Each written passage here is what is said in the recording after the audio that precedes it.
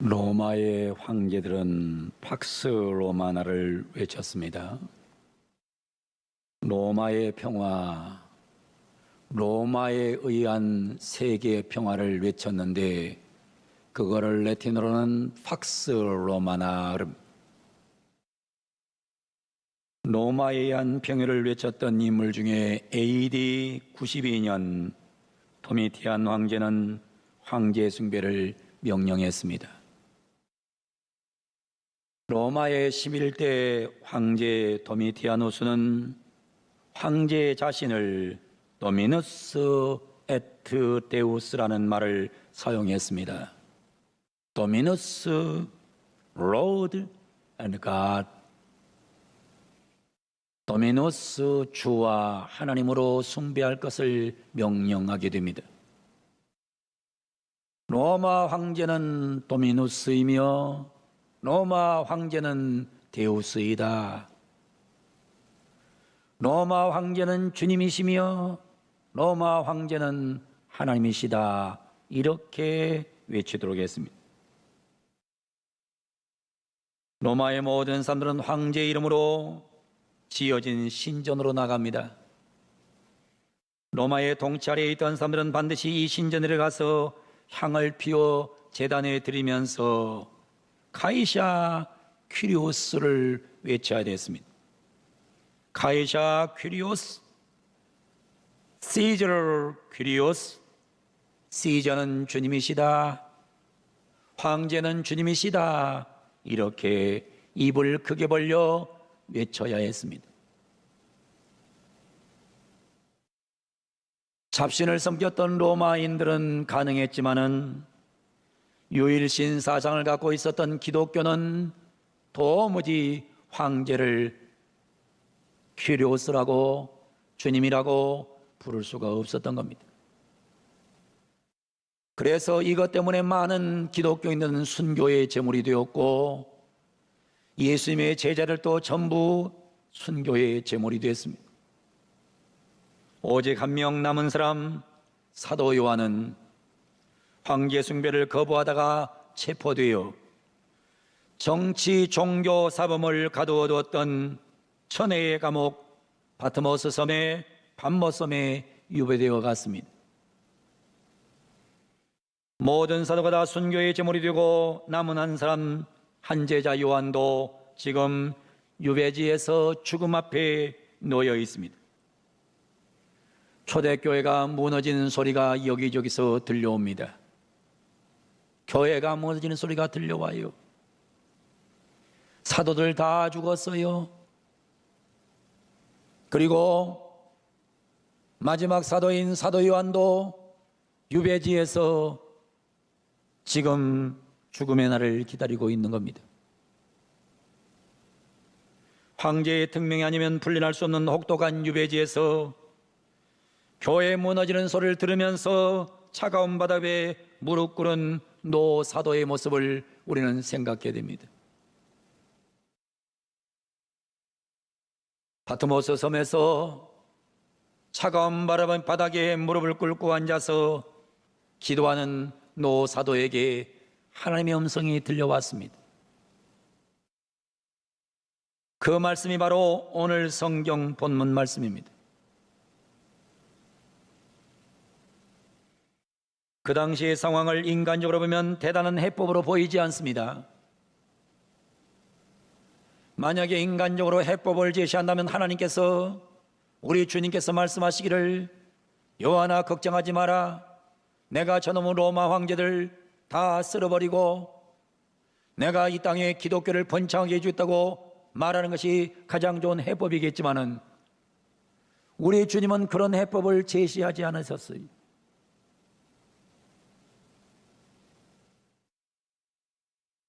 우리 사람들이 생각하는 해법도 아닙니다. 내가 너를 감옥에서 풀어줄게. 너는 나가서 열심히 있게 로마로 돌아가서 다시 한번 복음을 외치라는 이런 소리도 아니었어요. 인간적으로 보면 전혀 아무 희망도 없는 해법도 되지 못하는 해법을 오늘 성경은 제시하고 있는 거예요.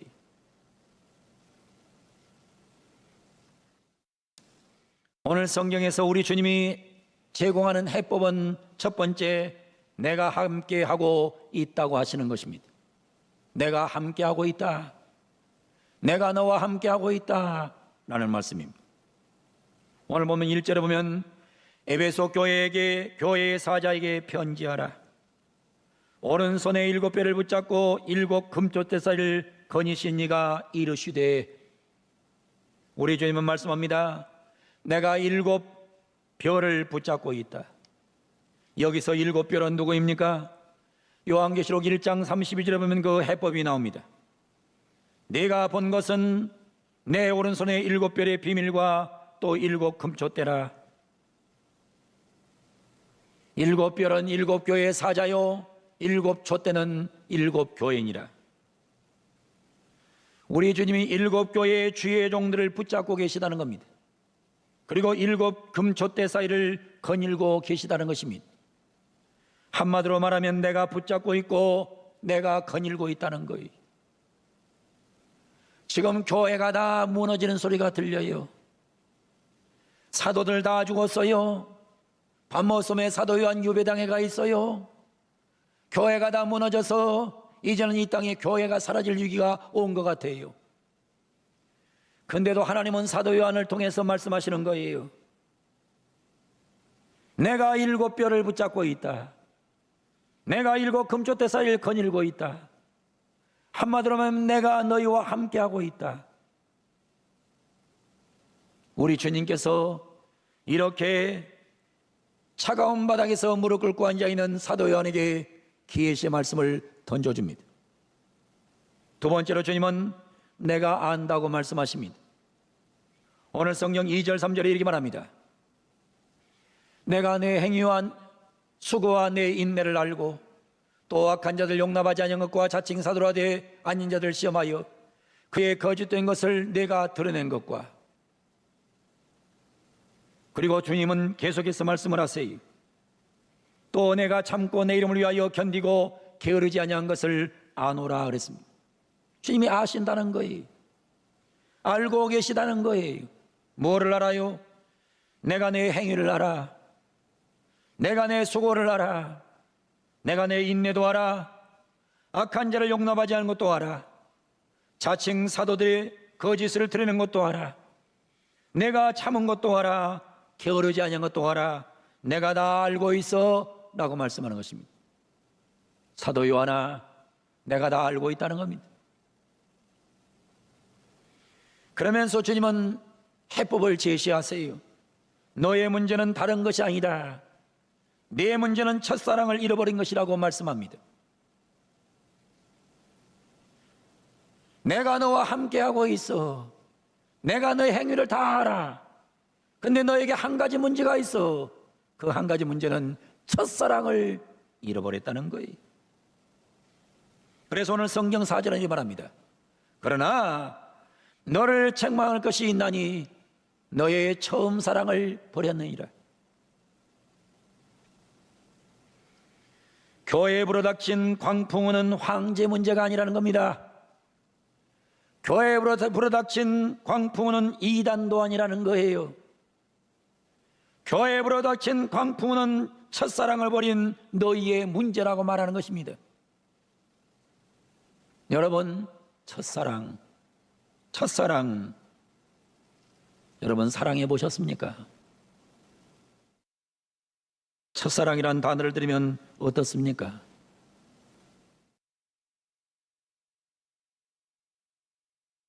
첫사랑이란 말을 들으니 한 시인이 생각납니다. 김현태 씨라는 분입니다. 이분이 첫사랑이라는 시를 썼어요. 첫사랑은 어떤 사랑인지 한번 들어보세요.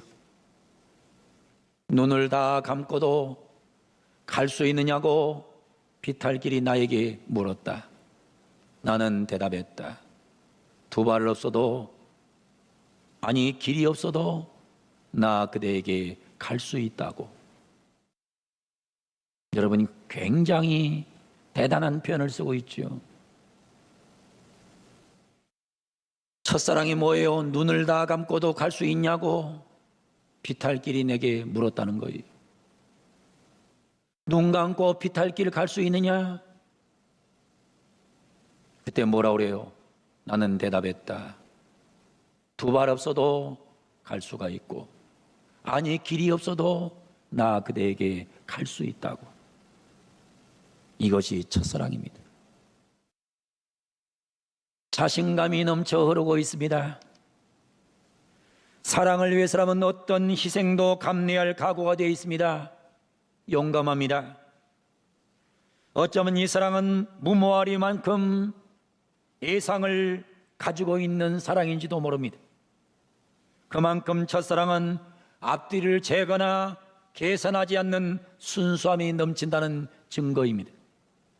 그래서 눈을 감고도 갈 수 있는 그 길, 두 발이 없어도 갈 수 있는 그 길, 길이 없어도 나 그대에게 갈 수 있는 것이 바로 첫사랑이었다는 것입니다.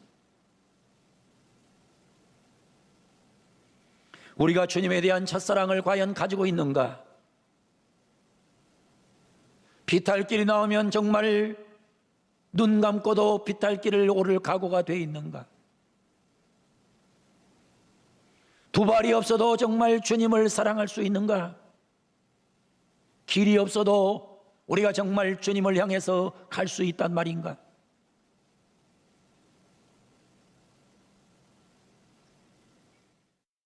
사도 요한은 오늘 본문을 통해서 우리에게 해법을 제시하고 있는 거예요. 황제가 문제 아니야. 황제가 문제를 제시하는 게 아니야. 이단 사이비가 문제를 제시한 게 아니야. 문제는 내 안에 첫사랑을 잃었다는 거예요. 주님에 대한 첫사랑을 잃어놓으니까 감사도 감격도 행복도 없이 망가진 세상 속에서 그냥 허우적거리고 있는 것이란 말입니다. 클레멘트 오웬이라는 유명한 선교사가 있습니다.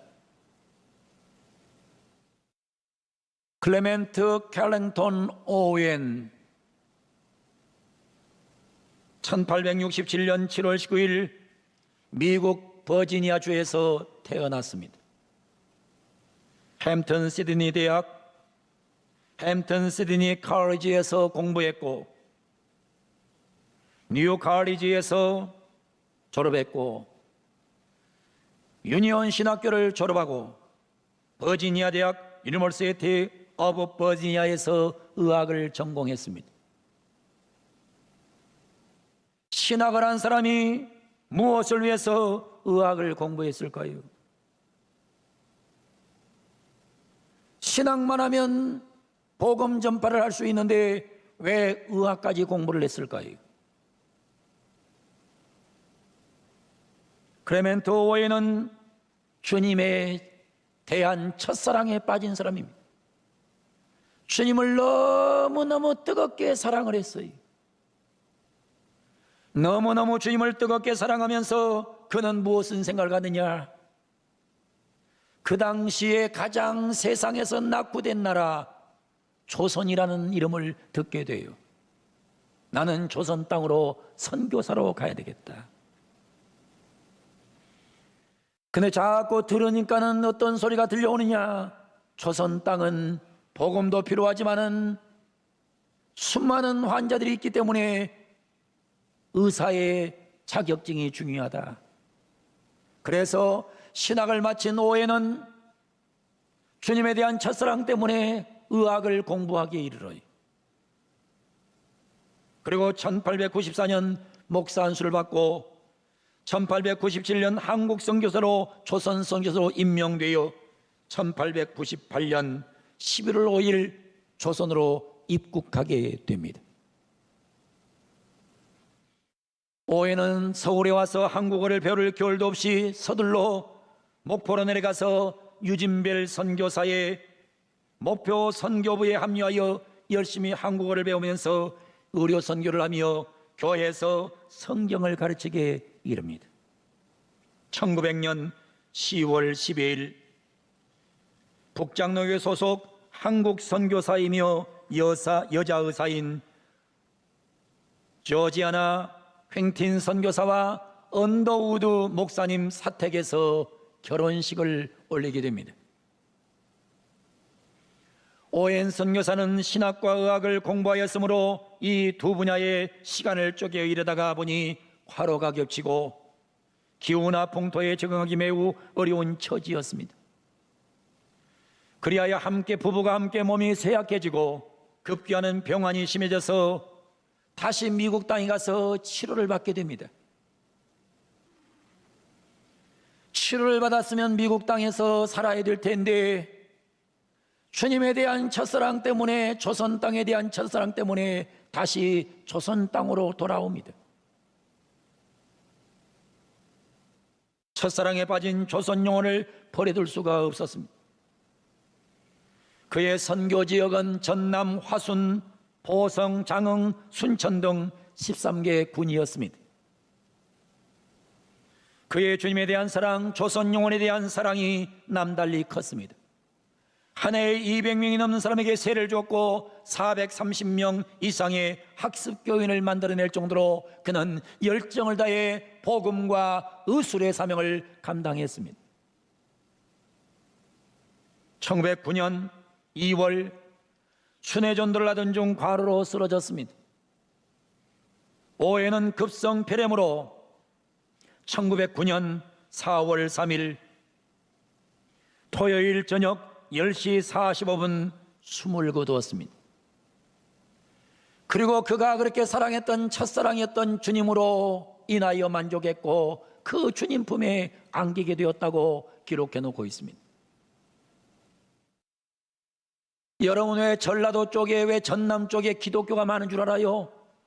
이런 사람, 이런 선교사 때문에 많은 거예요.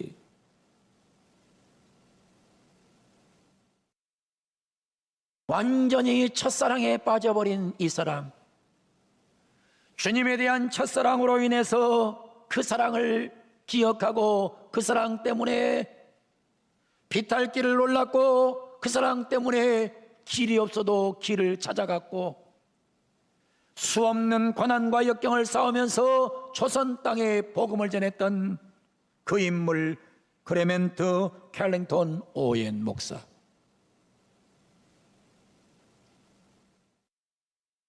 수많은 첫사랑을 가졌던 사람들이 조선 땅을 찾아와서 한국교회를 세워놓았고 첫사랑에 빠졌던 수많은 주의 종들을 통해서 한국교회는 세워졌고 첫사랑에 빠졌던 수많은 교인을 통해 우리 주하늘교회도 이 땅에 세워졌습니다.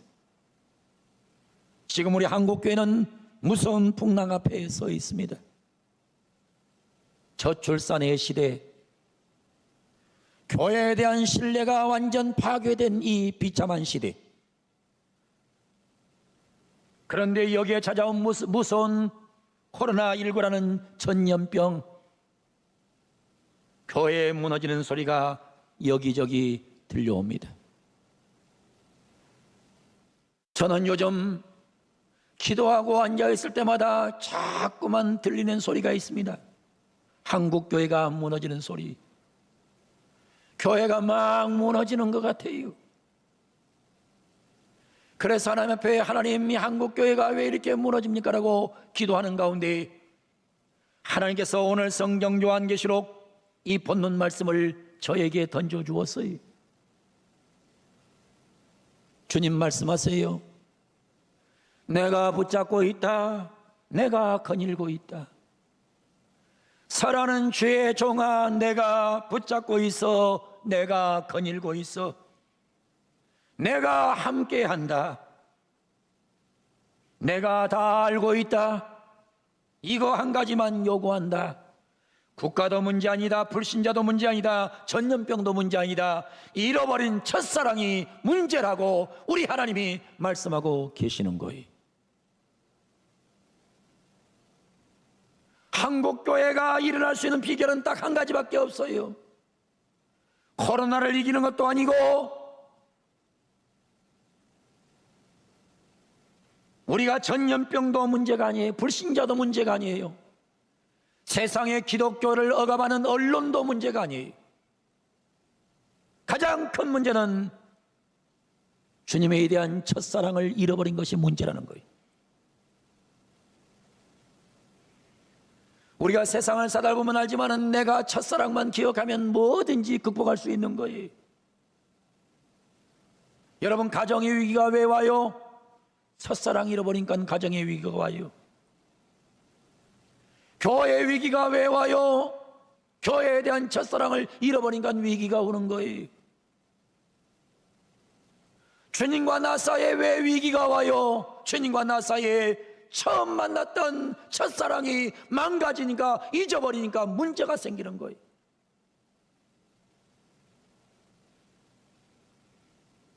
그래서 오늘 성경은 우리에게 마지막 결론으로 5절은 이렇게 제시하고 있어요. 본문 성경 5절에 주님은 말씀합니다. 그러므로 어디서 떨어진 일을 생각해라. 그리고 회개하라. 처음 행위를 가지라. 처음 사랑을 가지라. 만일 그러지 않으면, 회개하지 않으면 내가 내게 가서 내 촛대를 그 자리에서 옮겨버릴 것이다. 여러분이 살 수 있고, 여러분 가정이 살 수 있고, 우리 교회가 살 수 있고, 이 한국교회가 살 수 있는 유일한 비결 한 가지, 그 한 가지는 첫사랑을 회복하는 거예요. 여러분, 주님과 여러분 사이에 뜨거웠던 첫사랑이 회복되는 아름다운 감동의 계절을 만들어가기를 주 이름으로 축원합니다. 주님에 대한 첫사랑을 찾으셔야 돼요.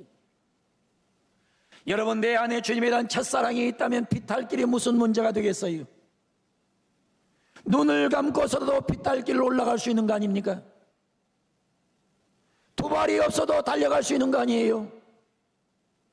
길이 없어도 예수님께 갈 수 있잖아요. 무슨 코로나가 예배를 방해합니까? 무슨 코로나가 주님에 대한 사랑을 배반하겠어요? 문제는 내 안에 주님에 대한 사랑이 없는 것이 문제지. 둘 중에 하나라고 생각이 돼요. 첫사랑을 경험하지 못했든지, 주님과의 진짜 사랑을 나누지 못했든지, 아니면 첫사랑을 잃어버렸든지, 둘 중에 하나라 생각이 돼요.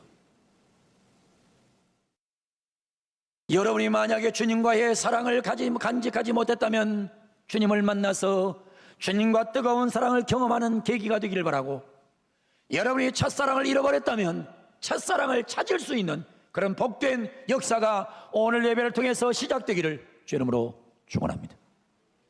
첫사랑을 회복하셔야 돼요. 그거밖에는 길이 없어요. 주신 말씀 꼭 켜가고 첫사랑의 감격과 첫사랑의 행복과 첫사랑의 용기가 회복되는 축복의 복된 거룩한 오늘 예배 되기를 주 이름으로 간절히 축원을 드립니다.